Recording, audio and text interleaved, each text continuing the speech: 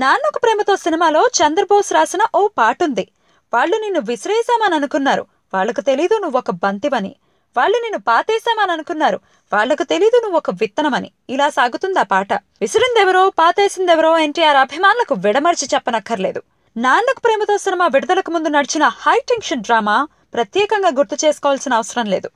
ఓ వర్గం ఎన్టీఆర్ సినిమా బయటకు రాకుండా విశ్వ ప్రయత్నాలు చేసిందని ఓ ప్రధాన పత్రిక సైతం కోడై కూసింది.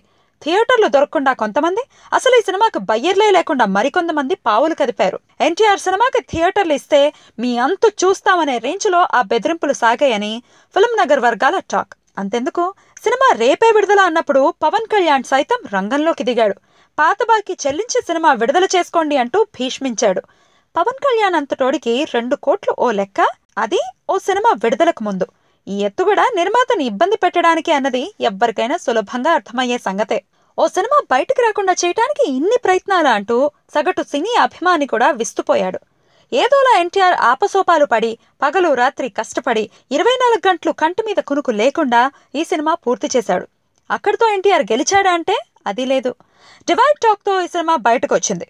ఎన్టీఆర్ ని సుకుమార్ సరిగ్గా వాడుకోలేదంటూ కొందరు, ఈ లెక్కల మాస్టరి సూత్రాలు అర్థం కాలేదంటూ మరికొందరు పెదవ్విరిచారు. అయినా బుడ్డోడు బుల్డోజర్లా దూసుకుపోయాడు. 13న విడుదలైన ఈ సినిమా బాక్సాఫీస్ దగ్గర యమా స్పీడ్గా పరుగులెట్టేసింది.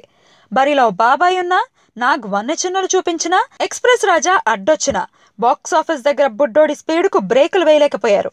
ఇప్పటి వరకు దాదాపు 25 కోట్లు వసూలు చేసింది చిత్రం. ఇన్ని ప్రతికూలతల మధ్య ఎన్టీఆర్ సినిమా ఈ స్థాయిలో వసూళ్లు సాధిస్తుందని ఎన్టీఆర్ అభిమానులు కూడా ఊహించి ఉండరు.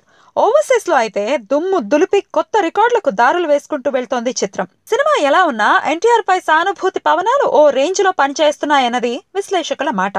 ఎన్టీఆర్ ని వాడుకున్నంత కాలం వాడుకున్నారు, ఇప్పుడు తొక్కేద్దామని చూస్తారా అంటూ అభిమానులు కాని వాళ్ళు కూడా ఆక్రోశించారు. దానికి తోడు ఎన్టీఆర్ ఈ సినిమా కోసం పడిన కష్టం కళ్ల ముందు కనిపించింది.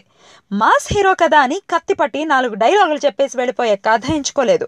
నిజాయితీగా ఓ మంచి ప్రయత్నం చేశాడు. దానికి బాగానే ఓట్లు పడ్డాయి. విసిరేసిన బంతి అంతకంటే స్పీడుగా వెనక్కి దూసుకొచ్చినట్లు ఎన్టీఆర్ లేచి నిలబడ్డాడు.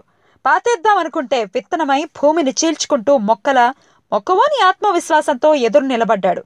అది చాలదు ఎన్టీఆర్ అభిమానులకు. అందుకే మరోసారి చంద్రబోస్ రాసిన పాటని మననం చేసుకుంటూ శభాష్ జూనియర్ అంటూ ఈ టాలీవుడ్ బాద్షాకి నీరాజనాలు అందిస్తున్నారు.